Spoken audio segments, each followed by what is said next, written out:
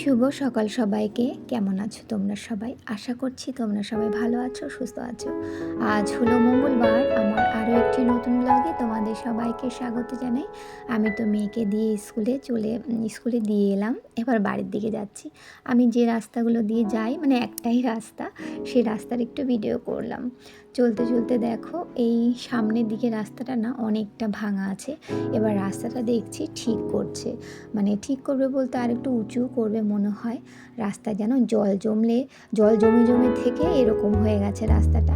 তবে যেন বাচ্চা বয়স্ক মানুষ সবারই চলতে অনেকটা অসুবিধা হয়। আমি তো বেশ কয়েকবার যেন হোঁচট খেয়ে পড়ে যাব এরকম একটা অবস্থাও হয়েছিল। যাক, রাস্তাটা ঠিক করতে দেখে ভালো লাগছে।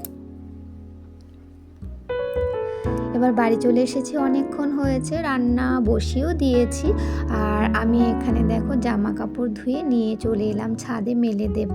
বন্ধুরা, আজকে আমার ব্লগটা তোমাদের ভালো লাগলে প্লিজ একটা লাইক দিয়ে পুরো ভিডিওটা দেখা শুরু করো, কমেন্টে জানিও, শেয়ার করো আর সাবস্ক্রাইব করে আমার চ্যানেলটির পাশে থেকো। জামা কাপড় মেলে দেওয়া হয়ে গেলে আমার একটা রান্না করাই বাকি আছে, বাদ বাকি রান্নাগুলো আমি করে নিয়েছি, তারপরে ছাদে উঠলাম। আর রান্নাগুলো বসিয়ে দিয়েই আমি জামা কাপড়গুলো কেচে নিচ্ছিলাম। ভিডিওটা তোমরা দেখতে থাকো, আশা করছি একটু হলেও ভালো লাগবে। আমার সমস্ত দাদা ভাই, দিদি ভাই, বোন, আপু, যারা আমার ভিডিওটা রোজ কন্টিনিউ করো, তোমাদের সবাইকে জানাই অসংখ্য অসংখ্য ধন্যবাদ। তোমরা সবাই ভালো থেকো, সুস্থ থেকো, এটাই ঈশ্বরের কাছে আমার প্রার্থনা।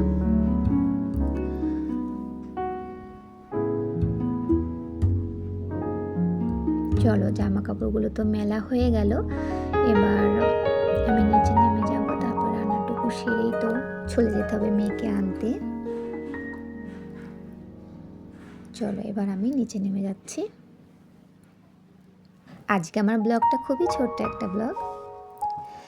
আমি এখানে দেখো বাটা মাছ করব, মাছগুলো ভেজে নিচ্ছি। আমি না আজকে এই মাছটা তোমার একটু পোস্ত বাটা, কাজু বাদাম, সর্ষে দিয়ে আর বেগুন দিয়ে মাছটা করব মাখা মাখা করে। এর আগের দিন করেছিলাম, কিন্তু আজকে অল্প কিছু মাছ আছে, তাই আজকেও এভাবে করব। দেখো, সর্ষেগুলো আমি ভিজিয়ে রেখেছি অনেকক্ষণ, কাজু বাদামটাও ভেজানোই ছিল।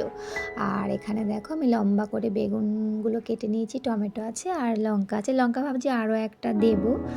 এখানে দেখো তেলের মধ্যে, সর্ষের তেলের মধ্যে আমি সামান্য কালো জিরে ফোড়ন দিয়েছি, তারপরে সামান্য একটু জল দিয়েছি, তারপরে হলুদ, নুন আর টমেটোটা দিয়েছি। এবার একটু ভাজা ভাজা হলে তারপর আমি সর্ষে বাটাটা দিয়ে দিলাম। আর সর্ষে বাটার মধ্যেই না আমি কাঁচা পাকা লঙ্কা দিয়ে দিয়েছি। এবার একটুখানি কষিয়ে নেওয়ার পরে না তারপরে আমি দিয়ে দেব কাজু বাদাম আর পোস্ত বাটাটা।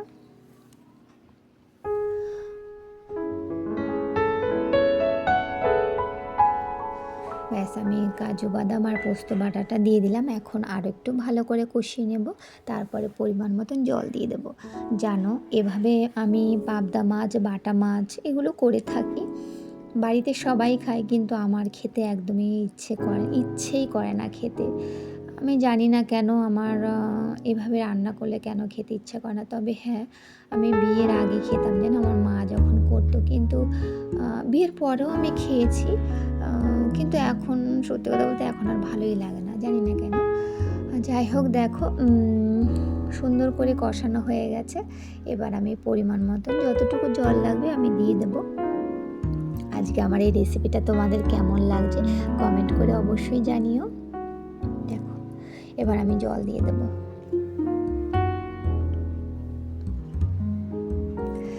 গতকালকে করেছিলাম তো, তা দিনের বেলাতে আমার মেয়েকে দিয়েছিলাম খেতে। তবে হ্যাঁ, গতকালকে কাজু বাদামটা দিইনি, আজকে দিলাম।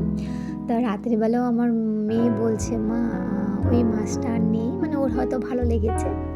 যাই হোক, মাছ ভাজাগুলো আমি দিয়ে দিলাম। আর একটা মাছ আমি আমার শাশুড়ি মায়ের জন্য ভাজা রেখেছি। আর এখানে বেগুনটাও আমি ভেজে নিয়েছিলাম মাছ ভাজার পরেই। চলো, রান্নাটা আমার হয়ে গেল।